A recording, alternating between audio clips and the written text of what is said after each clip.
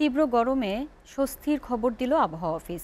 জানালো শনিবার থেকে রাজধানী সহ দেশের বিভিন্ন স্থানে বিক্ষিপ্তভাবে বৃষ্টির সম্ভাবনা রয়েছে। তবে সহসাই কমছে না দেশের উত্তর পশ্চিমাঞ্চলের তাপমাত্রা।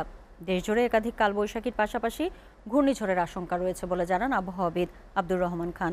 তবে মে মাসের দ্বিতীয় সপ্তাহে তাপমাত্রা আবারও বাড়বে বলে জানান তিনি। বিস্তারিত সাজ্জাদ জাহানের প্রতিবেদনে। পহেলা এপ্রিল থেকে তীব্র তাপে পুড়ছে সারা দেশ। পুরো মাসে তাপমাত্রার পারদ কোথাও উঠেছে 43 ডিগ্রি পর্যন্ত। গরমের তীব্রতায় অসুস্থ হয়ে পড়ছেন অনেকে।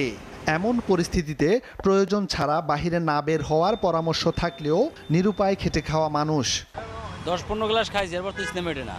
এক ট্রিপ মারার পরে আমরা 1 ঘন্টা 1.5 ঘন্টা জিরাই, জিরার পর আবার এক ট্রিপ লই। শঙ্কা তো অবশ্যই কাজ করে যে অসুস্থ হয়ে যায় কিনা, অনেক বেশি গরম পড়েছে।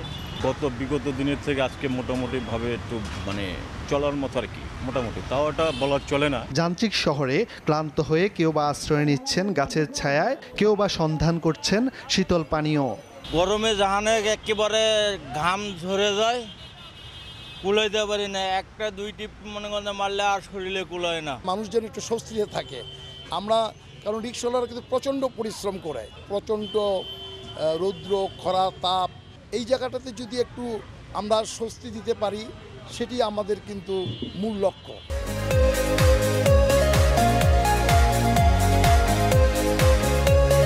তবে চলমান তাপদাহের মাঝে স্বস্তির খবর দিল আবহাওয়া অফিস।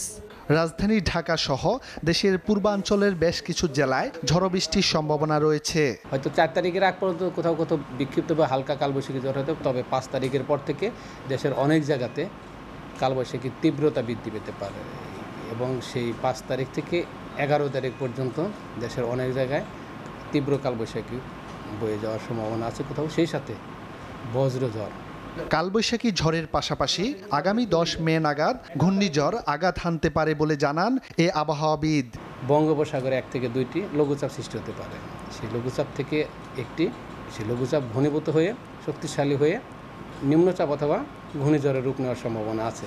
যদি সে 15 তারিখের পরে ঘূর্ণিঝড়ের রূপ নেয়, তাহলে কিন্তু 12-13 তারিখের অর্থাৎ 11 তারিখের পর থেকে কিন্তু বাংলাদেশের যে ভূখণ্ড আছে, সে ভূখণ্ডে কিন্তু বৃষ্টিপাতের প্রবণতা কমে যাবে।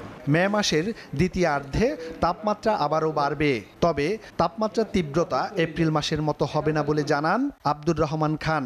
এর পরবর্তীতে যদি বৃষ্টি আর যদি কন্টিনিউ না করে, তখন কিন্তু আবার তাপমাত্রা বেড়ে যাওয়ার সম্ভাবনা আছে। সাজ্জাদ জাহান, এসএ টিভি, ঢাকা।